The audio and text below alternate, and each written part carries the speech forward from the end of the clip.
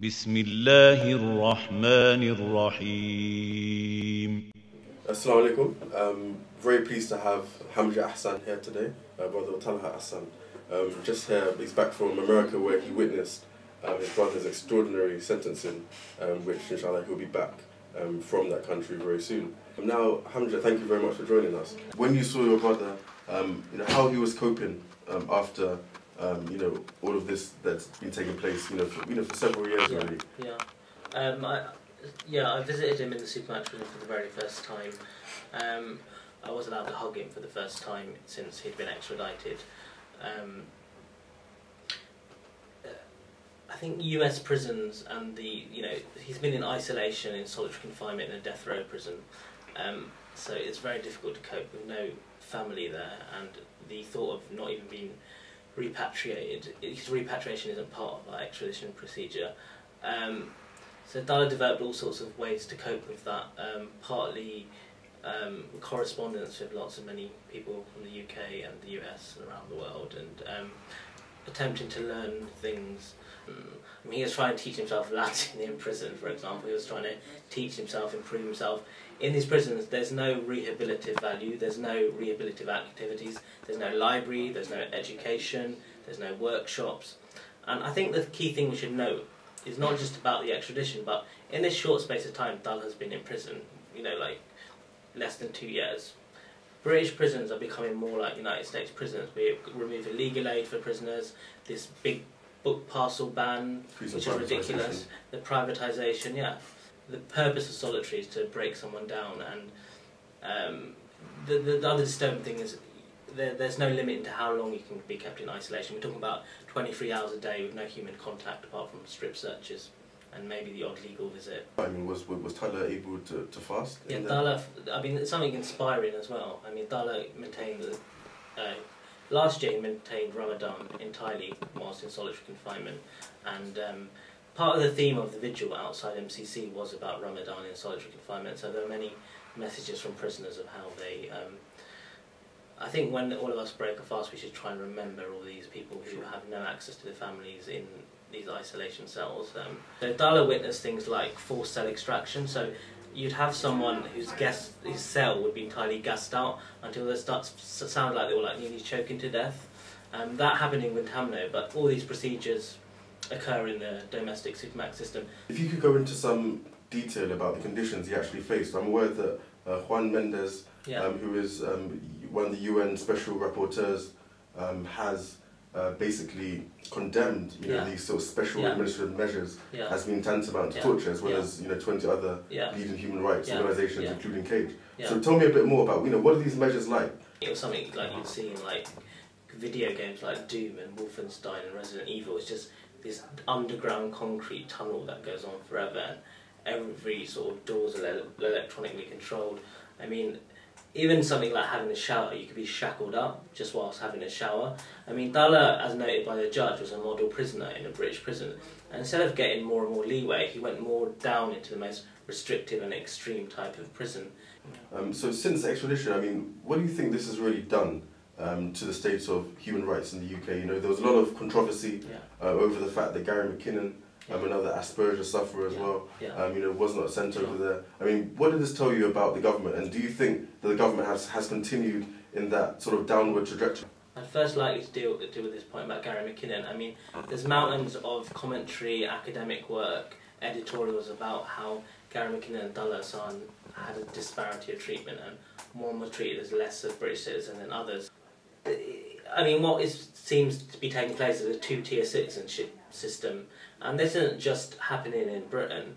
So, if you take the Guantanamo Bay residents, there was timidity in having them back home, like they're not proper citizens, or Omar Khadr wasn't properly, the child soldier, the child in Guantanamo Bay, he wasn't properly protected by his government.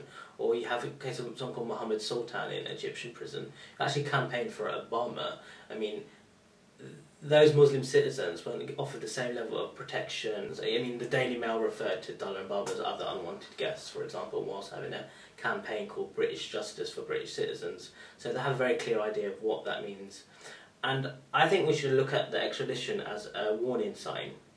So you know, no matter how much you engage in peaceful civil institutions, they want to slam the door in your face. So they sort of effectively alienated people who were integrating, who were lobbying, who were engaging with the democratic process. And I think, you know, we mentioned Mahdi Hashi earlier, and I think the logical consequence of a two-tier citizenship system is citizenship stripping itself. And we know it's like nearly all the citizenship stripping, apart from one Russian spy, have been Muslims. So saying our citizenship is less equal, more precarious, is a form of state and institutionalised racism. Let's move on now to the actual sentence in itself. I mean, you know, what actually took place in court for this extraordinary decision to be made? There were some brilliant things done by that judge. There were sort of factual disputes between the government prosecutors, but a lot of the government's case turned out to be very shoddy. It's acknowledged by the judge that he was never on the website, he never accessed it, he never administered it, he never wrote a single word of it. She said that like Talha and Baba were highly intelligent, positive role models in their community, that there was no threat, that there was no link to operational terrorism, that the Al-Qaeda link was bogus. I mean, showed that a lot of stuff had been told by the British government, like when Theresa May says these are very dangerous men. That was a load of rubbish, and the judge knew that was a load of rubbish, and she threw it out. A judge can't rule lower than the time served, so it's already prejudicial. So we got the best possible outcome under the circumstances. Talha was always prepared to go to a UK court of law and clear his name. The problem is there was nothing in his case that amounted to a criminal charge, or there wasn't sufficient evidence, even though everything was based in Britain. And could you actually see the reaction on Talha's face when the sentence was actually read out? As someone with Asperger's syndrome, Talha's often not as emotional, but the tragic thing is they were, I mean, I just put my hand on it, so I was relieved, but they were in like Guantanamo Bay orange jumpsuits for the whole thing, and they were handcuffed into the courtroom and handcuffed out. Even though Talha's a free man, technically he was handcuffed out. But they still had such a level of grace and dignity. And I mean, Baba gave a speech about why he fought in Bosnia, and his sister spoke, and it was a very beautiful, profound and moving speech about why he fought in Bosnia. I got over 1,000 messages of love, support, solidarity from across the world. People would tell me, as soon as they heard the news, they started crying with joy, they were screaming with joy. If anyone's Twitter and Facebook event like that day, it was just flooded and flooded and flooded full of love and solidarity and adulation and admiration, and so many people were just pleased that Talha was going home. People from all sorts of backgrounds. The community level of, I mean, talking about thousands and thousands of people, of concern and love and solidarity was not adequately reflected in the media class and journalism, sadly. Okay.